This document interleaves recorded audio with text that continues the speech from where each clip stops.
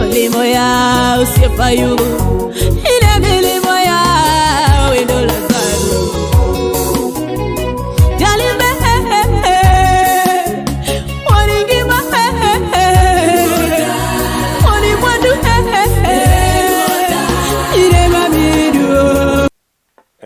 Ni jane no Malulu TV chunya go Nyasaye kamano moloso thuolo mondo mi warad kodi okinyi masani en ng'wono ma Nyasaye otimo to chako timoni tabe otimona oyawonwa piny nono maonge giri chudo ma wamiye.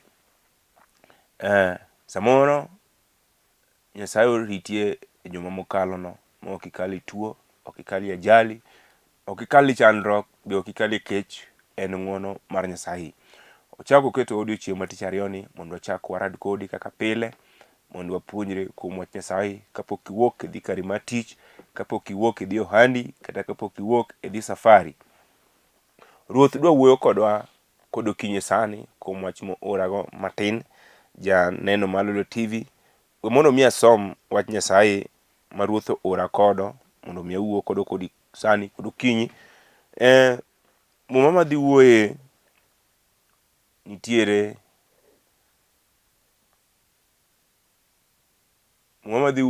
nitiere buk mar Samuel mar 2 kare 9 e wang'e. Som koda janeno Malulu TV koponi in kod mumbi machiegni. Muma wacho niya, wiye wacho ni Daudi otimo maber ni Muma wacho ni Daudi otimo maber ni Mephibosheth. Muma wacho niya, Daudi nopenjo niya, dipo ka odong'ie ng'at moro ma jadhood Saulo koso mondo atimne maber, mondo mi atimne maber nikech hera ma naherogo Jonathan. Ne nitie jatich joka Saulo moro ma nyinge Ziba. Ne giluonge mondo obi ir Daudi. Kane osebiro, ruoth nopenje niya, in e Ziba koso? Mi nodwoke ni en an, ruoth. Ruoth nomedo penje niya, dipo kodong'ie ng'ato moro ma dhood Saulo mondo atimne maber kaka Nyasaye dwaro? Ziba nodwoko ruoth niya, wuod Jonathan moro pod nitie ma tiende ne ong'ol. Ruoth nopenjo ni en kanye. Ziba nodwoko niya, en Lodabor e od Mikir wuod Amiel. Omiyo Daudi nooro joote Lodabor mondo ome. Kamano Mephibosheth wuod Jonathan ma wuod Saulo nobiro ir Daudi mogoyo chonge piny. Erokamano janeno Malulu TV. We mondo walam Nyasaye kuom wach Nyasaye oseora kod okinyi. Ruoth Nyasaye maduong' mar nditi, Jehova modak apande polo malo, chunyo paki, chunyo dendi, Nyasaye jadolo. Kod okinyi sani ruoth odiochieng' matich ariyo ni mi ora mondo mi awuo kod ogandani mosebedo piny mondo mi onena ruoth kokalo TV mar Lolwe karatego. Nitiere chuo mani kod wach Nyasaye, nitiere mon man kod wach. Jehova erokamano kuom message miseora kodo mar dong' e gima dwa wuoye ruoth. Miya teko, miya roho maler mondo mi otel e nyima. To molo janeno te mag Lolwe TV asekawogi aketogi e lweti ruoth. Ichung'o kodgi ka ginena Nyasaye maduong' mar nditi. Erokamano kuom mere kaachiel kod jodongo, nyithindo miseketo piny mondo mi onene ruoth. Miya roho maler mondo mi otaya kawuoyo kodgi. Alamo ka gino biro timo to mani happy ngeso ruodhwa. Amen. Janeno Malulu TV, an madwa wuoyo kodi sani kod okinyi, giluonga ni Pastor Benedict Oganyo. Audu Ugenya, Ugunja, gweng' moro miluongo ni Hawuoto. Kanye monyuola ka jaduong' Peter Oganyo gi mama Mary Aweno. Nyasaye notimo na warruok mar chuny. Nyasaye nobedo jaka kora kendo aseneno ng'wono mar Nyasaye. Alemi kanisa mar Holy Home Church of Christ motel ni kod wuora maluor ahinya, jaduong' Apostle Peter Chienga mano wuod Homa Bay. Kagan e piny Onanda center kanyo. Kiluwe kod ja Bishop Leonard Odongo mano wuod gi Makala Kaudha. Mage jotenda. Wan kod kanise mang'eny Nairobi kae, wan kod kanisa Dandora kama nitie, wan kod kanisa Ngong, wan kod kanisa Melsaba, wan kod kanisa piny Kibira Kamkunji ground kanyo. Nyasaye majaka kora, Nyasaye majang'wono oloso thuolo mondo warad kodi sani janeno Malulu TV. Kanisa wamacho ni Joy Villa Dandora phase 5. Chopo Joy Villa stage kanyo, gochna ibro yuda. Wach madhi wuoye sani kod okinyi en gima iluongo ni duoko. Duoko nitiere mang'eny jawinjo kod okinyi. Wach madhi wuoye iluongo ni dong'. Nyasaye mondo mi owena kanyo matin. Iluongo ni dong'. Gima dwa mondo mi awuoye sani kod okinyi. Dong' nitiere matiendgi ng'eny. To nitiere dong' moro achiel ma Nyasaye ora mondo mi awuoye kodi in jal mobet e kom minena. Nitiere dong' ma ng'ato nyalo dong' kata stage mar gari. Osewuok nodwa dhi safari. To kata kamano bitorundore matin bo gari oweye. Mano bende dong' janeno. Nitiere dong' ma samoro bura ni e kot. Samoro ni yalo bura tipo ka bura odong' kodi. Ka mondo mi duog tipo kidong' e sel. Mano bende dong' jawinjo kod okinyi masani. Nitiere dong' ji nyalo chung' kamanyo kom moro tinyalo go kura to jomoko nyalo dong' to ng'at achiel kende eminyalo yier. Mano bende dong' janeno. Nitiere dong' ma ng'ato nyalo dhi osiptal kata kewe dhako samoro opek odwa mondo mi okonyre. To ponono apoya nono kokonyore to wasigu mag liel samoro nodong' kod nyathi osiptal. Ji nyalo wacho ni nyang'ane to pok oduogo but nyathine to dong'. Mano bende dong' manitiere kanyo. Nitiere dong' ma ji nyalo wuok ka ji dhi kamoro. Samoro ji ochomo wuoth moro mano osol ji e kor gweng'. To nikech rundruok mag mon samoro ni po ka gari mane tero ji wuoth noweyi. Mano bende gimiluongo ni dong'. Apako Yesu Simba. To nitiere dong' achiel kende madwa mondo mi awuoye. En iluonge ni dong' mar gunda. Apako Yesu. Dong' no endo ema Nyasaye ose ora sani janeno Malulu TV mondo mi awuo kodi e gimiluongo ni dong'.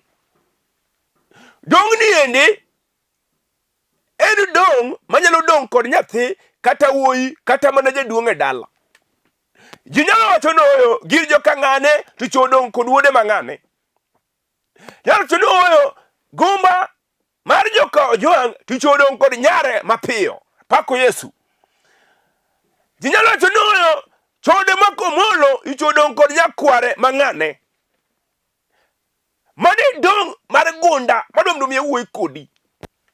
Ji nyalo wacho ni kong'o makojwang' ichodong' kod wuode mokelo. Ya nyathino madho pok none. Nikech gir gunda nodong' kode. Apako Yesu Simba. Nitiere gik mosedong' kod yawuoyi kata kod nyiri. Ok en heche mondo mi otim gino to chuny mar gunda mar dong' nodong' kode. Gino nyalo dong' kata kod nyathi moro marawera manyo somo maber. To nikech dong' mar gunda ne nie dalagi. Dong' nodong' kode bodong' obaro ni mon machwako chang'a e kor gweng' obaro nigi yien. Makara ji kawacho to wacho yawa ma wuod ng'ane mano onj pesa kipuonjo ne nikech ang'o ok onyal dhi mbele nikech dong' mar gunda. Apako Yesu Simba. Mane dong' madom no mi wuoye kodi nyamera kamibede minena no. Samoro nena to nitiere chuny mar dong' mano dong' kodi. Nikech kata kirango dala mani ae. Nene dala mane ni kode chia kendo nene dala mane ji nyalo gomba kaka kalo. Kendo na kendire machon to nene dala magari ne nyalo donje. Samo nene dala magara kagi mono notimore to kanyima ne ji nyalo dhiye mono mi okawye msada. Apako Yesu Simba. To chuny mar dong nyalo bire dala. Chuny mar dong mar gunda nyalo pono apoya nono kutieko dala manyo nitie chia. We mondo miya wuo kodi e gimiluongo ni dong nyathiwa. Dong osera ni piny Nairobi maonge gima ber minyalo neno.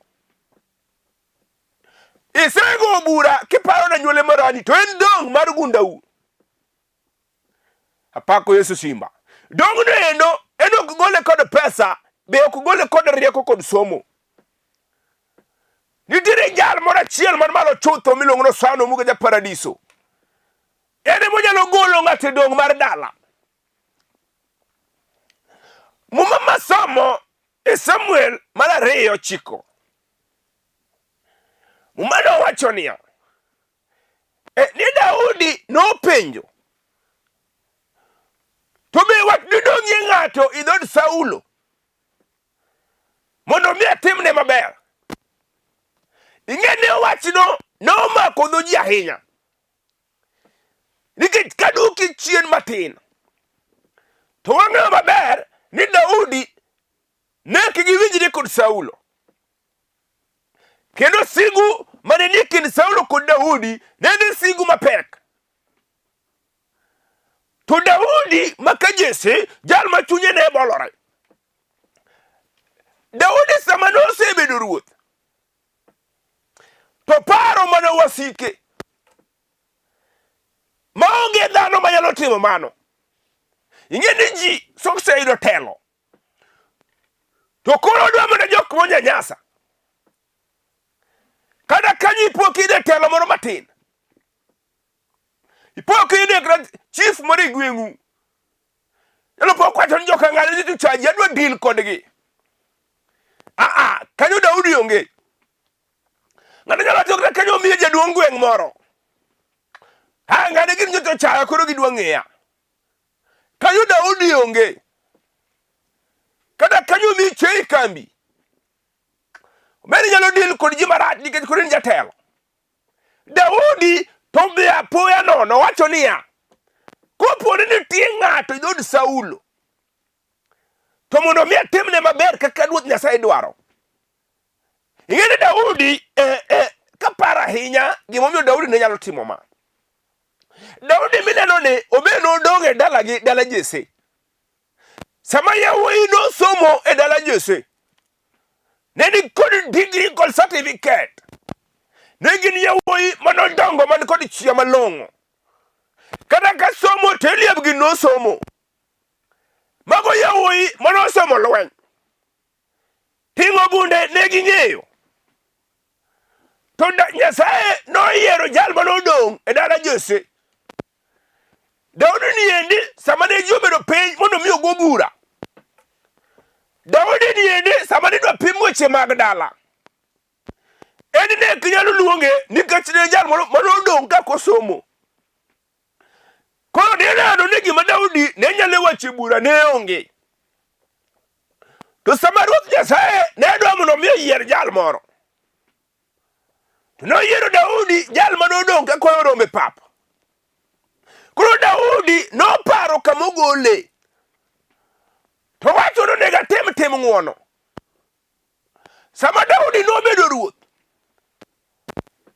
Nochune mondo mi ochome dala Saulo. To nodhi penjo ni dipo kodong'ie ng'ato idhod Saulo ka mondo mi atemne maber. Apako Yesu Simba.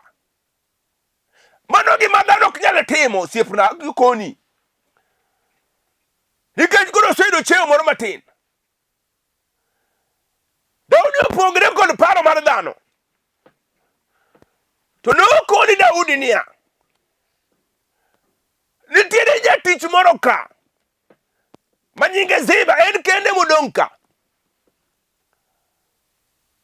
To Daudi noko oro wach. Mondo mi oluongne Ziba no endo. To Daudi nopenje. Ni to be ina Ziba. To duoke Ruoth ane en. Mano jatich manodong' e dala Saulo. Sama ne lwenyo biro bonego ji te dala Saulo. To nopenjo ni be in e Ziba. to penje ne oyo Ziba, bedi ng'ato modong' e dhod Saulo ka mondo mi atimne maber. To Ziba noduoko, ruoth ne nitie, to mak mana ne en jal moro mabe mong'ol. Apako Yesu. Winj kaka Ziba jare mondo mi ogol chuny Daudi kuome. Wacho ni nitie. To ng'at moro be mong'ol. Apako Yesu Simba. Ingene gima Ziba wacho ni ema Jesse wuon Daudi be nowacho sama ne Ruoth Nyasaye oro Samuel mondo odhi owir ruoth e dala Jesse. Nowacho ne sama Jesse nokalo te e mbele Samuel, to Ruoth Nyasaye nonyiso Samuel onge jal mayiero kanyo. To chuno Samuel mondo mi openj Jesse. Ta penj Jesse magi kar romb yawuoti. To kono oyo nitie moro, to mak mana en moro marawera okwayo rombe pap.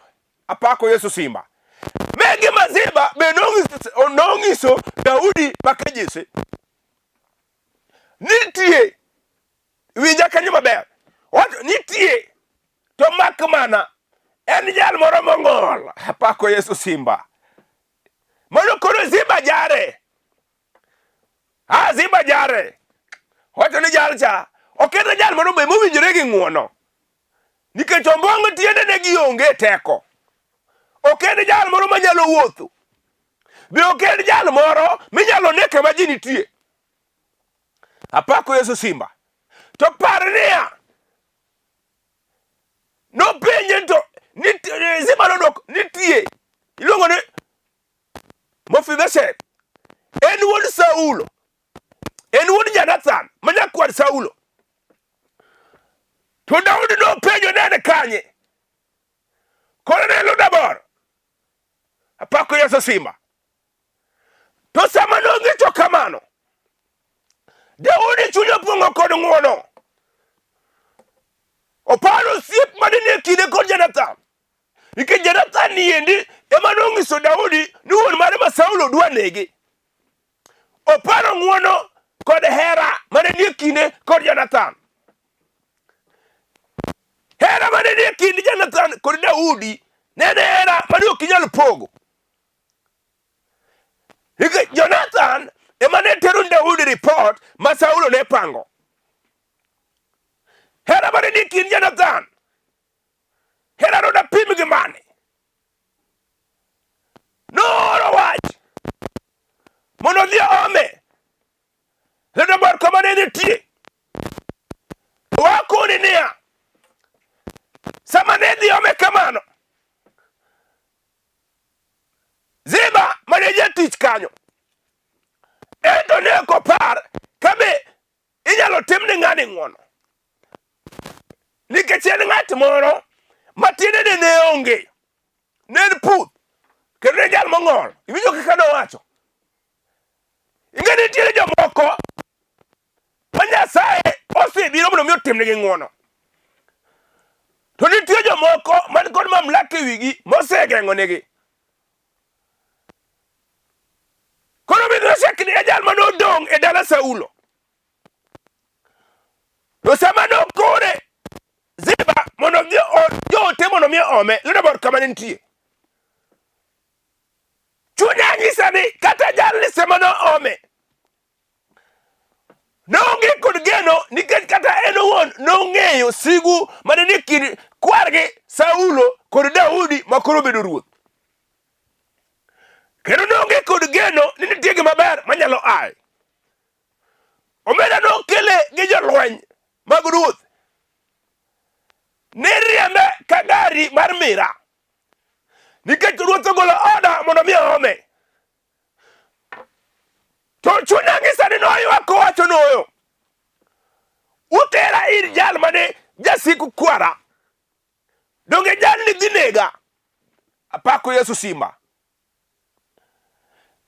To Daudi nowacho niya, sama nochopo ir Daudi nopenje, ing'e ni Nyasaye sama dwa yieri osiepna, Nyasaye sama dwa tiyo kodi, kata in gi naga kata iongego, mano gima ok ojali osiepna. Kata nyidonge dalau, nyiri nyose nyuomo, nyaka matindo mabang'i, in nyidonge gunda kanyo, nikech jochiende mag gunda nodong' kodi nyathiwa. Samoro ine dichuo, somo to nyisomo nyamira, somo to nyisomo wadwa, kata digri ingo, to wasigu mag dong' mag dala nodong' kodi gomaki, be ok inyalo neno. Apako Yesu simba. Meshek nodong' kama ne lwenyo nego ji e dala Saulo. En nopoko dong'. Saulo noparo ng'wono, Daudi noparo ng'wono, gik ma Nyasaye osetimo. Wacho no kabi chulo kuor, tana bro chule kod ber. Yunyo nyathiwa ka kawuono, samro ji dong' e gunda, onge gima ber ma nyalo neno. Samo ji dong' e gunda, wasigu nyo donjo, mondo mi otigo osiepna. Kawuono Yesu wacho niya, odwa timo maber ne dichuo. Kala baka chiel moro modong', owinjo kaka manyo nyuole, yawo nyose dhi mbele, yawo nyose yudo gik mabeyo, ji nyose gede dala. In samro onge gima ber minyalo neno osiepna. Nyidong' e gunda ukanyo, kata kiwuotho ok nyalo kwani dala, nikech in jal ma nyodong'. Wasigu mag gunda nyodong' kodi nyathiwa, onge gima ber nyalo neno osiepna. Pako sana ja paradiso, winjo ka Yahudi no eno kobi jali, kata pinyo wei, kata nyoki somo osiepna, mano kik chand pachi. Osana ja paradiso, Yesu nyalo yieri kawuono, mana jal moloso chunye. Pako Yesu simba. Ere jal ma winjo kodong', ere jal ma winjo kodong', wacho ni kata kadhi, ane ma winjo kadong'. Dala wa manyo nyuola, yawo nyose dhi mbele, od mera manyo nyuola, chuo nyose dhi mbele, ane ma winjo kadong'. Sani kuru kinyi, injili dwaro ang'o? Injili dwaro dhako, ene manyo dong'. Samro kama nyo nyuomie, mon nyose nyuome, in podi dak gowi, e dala manitiere no, iwinjo kidong'. Ere nyako, iwinjo kanyir, nyaka manyoni bang'i, nyose nyuome, tinde jaduong' okwayo, tinde jaduong' nyiedho, in nyidong' kanyo, kata dhiang' kata paka, poko jobo dala nyathiwa, iwinjo kidong'. Sani kuru kinyi, nyalo manya sana, ja paradiso eno, ene manyalo chungo dhako, ene manyalo chungo dichuo, jal manyo kodong' e gunda. Ang'o mineno kodong'? Kawuono sani, wadwa golo, sipacho niya, Daudi owacho, ene jal modong', mondo atimni maber. Iwinjo dhako sani, ene kamidong'ie, nyi chako ohala, moko nyose tamore, iduogi bete dhot, mon weteni, to dhi mbele kod margi. Pako sana ja paradiso, iwinjo dichuo, ene kamineno, modong' e gunda ukanyo, en gimi setemo yuaye, kata kamano, solution onge. Pako sana ja paradiso, iwinjo baba, kata kanyidong', nilake kod gweng', nitiere sana, manyalo goli kanyo, iwinjo dichuo, kata kanyidong'.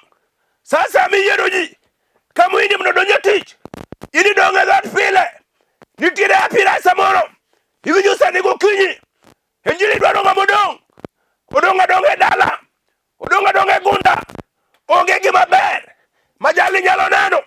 Iwinjo sani, osano seidha, wadwa lamo kodi simba, kopo ni winya dhako, kopo ni winya dichuo, gaga chonge peny, nyalo mulo TV, mula nyathiwa, awinjo ka Yesu simba, no penjo niya, bende tie ng'ama odong' e od Saulo, mondo atimne maber. Nopoko yudore, jatich moro kanyo, miluongo ni Ziba, nowacho niya, nitie iloko ni Meshek to ento ng'at jal mong'ol onge gima ber iwinjo dhako kata piny oweyi iwinjo dichuo kata gweng' nyoweyi iwinjo nyamera kata dala unyoweyi Yesu nyalo yieri kawuono kata ji nyojwangi osana ja paradiso nyalo choki kawuono pako sana simba kiwinjo dhako ibinamo wuyo kodi gaga chonge piny kinyalo mulo TV mula sane jibro biro iri Meshek neno Daudi no kone ine chiemi mesana iwinjo dichuo kata sane ibro chiemogo sana kata sane jibro kwani nikech ruoth neno biro ting'i malo gaga chonge piny odwalamo kodi simba ere jolweny awinjo ko sana ja paradiso neno oselo neno bishop neno mondo dongo malo jatenda awinjo ka simba oselo Peter moda chinga malo apostol awinjo romala simba ere mondo uko malo wod nyakach awinjo keso selo David modo nene simna malo ere bas modo bonyo awinjo simba nene ere jojo dio mondo wod nyakach amalo siepna awinjo keso sebiro odwago dichuo moro manyo donge gunda odwago dhako moro manyo donge gunda ere wod nyanega awinjo Yesu neno malo gaga chonge piny kinyalo pasane ikinyalo mulo TV mula walam kodi Jehova iwinjo ni Nyasaye modu mar ndeti ero kamano sana simba Nyasaye modu mar loch iselor kod teko mondo mi tim maber ni dhako ni Nyasaye iselor kod teko mondo mi tim maber ni dichuo manyo dongni joma nyo dong kata kare mar tich nyo dong Nyasaye e gunda gi Nyasaye modu mar ndeti amalo ruoth mondo mi chungo kode Nyasaye modu mar loch asekedo gi lweti Nyasaye modu mar ndeti ipa studio mar Lolwe asekedo staff te mag Lolwe lweti Nyasaye maduong iger studio ni obed international wane loch kod nyalo asekaw jatenda Peter moda chiega Jehova asekaw bishop Lolwe modu dongo aketo gi lweti joyalo te mag oliom Nyasaye asekedo gi lweti Jehova ipar Charles Juma modu kabonyo ipar David Orende modu seme ipar Evans obonyo modu nyakat ipar Okaya Nyasaye modu game gina loch kod nyalo ichungo kod gi Nyasaye maduong gina loch kod nyalo irumna jakom mara Shadrach Nyasaye manuda sembo wana loch kod nyalo lo timna ngetna jo manyara sumbi wana loch kod nyalo japuonj kibiro jaka korwa wana tinging mala ukupaki haramo kagene bro temo to mane happy Yesu Kristo amen janeno malo lo TV an mana wuoyo kodi gilongan Pastor Benedict Oganyo awodu Ugenya Ugunja egomolo hawuoto kanye monyuola awodu mama Mary Awino gi jaduong Peter Oganyo Nyasaye majangwono notimo na warok alemi kanisa mar Holium Church of Christ anja pastor e kanisa mar Dandora wantiere Joy Villa stage kichopo phase 5 Joy Villa stage gochna awinjo karongisa no nega konji adek kata ngwen namba na ringo piny ka kawa mama mondo igona sim mondo ane loch kod ng'wono mar Nyasaye mno miyo na ahinya osiep na Mathus modo waga ungisa ni saa 11 ginuso sichungo neno Lolwe William Oteng George Maudu Yoma Nyasaye mno miyo na ahinya Omera Sebastian Mumbo kantiere katwekra Kibera Nyasaye mno miyo umenyo Omera to moloyo Nyasaye mno miyo umna James Okoth mano wuod Ndhiwa kanere rota ng'ando kanyo James ngisa ni saa 11 gnus osechungo neno Lolwe James Nyasaye mno miyo gidhi ahinya wuod Ndhiwa mosna ndego mawora mano senior pastor na machon kawane pila Nyasaye mno miyo gidhi ahinya wane loch kod ng'wono mar Nyasaye Nyasaye mno miyo gidhna Lavenda migosi kanitiere penye Kericho ongisa no neno Lolwe kabisa mago janeno mag Lolwe Nyasaye mno miyo gidhi ahinya wane loch kod ng'wono mar Nyasaye Nyasaye mno miyo ahinya mama kanisa wa Vincenzi Awuor kaachiel kod Josephine Agwa Nyasaye mno miyo umanyane ng'wono mar Nyasaye Nyasaye mno miyo umna dada Mbori umna dada Winnie Gladys mago members na Dandora ung'eny mo kanyal kwanu te Beauty Sobat Salome Nyasaye mno miyo gidhi ahinya wane loch kod ng'wono mar Nyasaye namba na en 0711 79 5046 machielo en 07 35 43 67 66 gona namba no janeno mar Lolwe TV monde warad. Wach mineno matekno, Nyasachwa jang'wono biro timo ng'wono. Nyasaye mondo mi umna wuora jaduong' Peter Oganyo madende lit kantiere piny Ugunja, jaduong' alamo Nyasaye kabisa, Nyasaye be obedo jaka korwa. Ka kamano achaka oro Nyasaye piny Bagadhi mondo odhi olim minwa mano min jayalo Jojo Dio, mano jaod jayalo Jojo Dio kanitiere piny Bagadhi osiptal. Jati Nyasaye walamo Nyasaye, Nyasaye biro bedo jaka korwa kendo mama biro ke osiptal. Sebastian Mumbo abire piny katwekra mondo wapuonjre kuom wach Nyasaye. Nyasaye mondo ogwedh enya wane loch kod ng'wono mar Nyasaye. Shalom. Olimo ya usiepa yu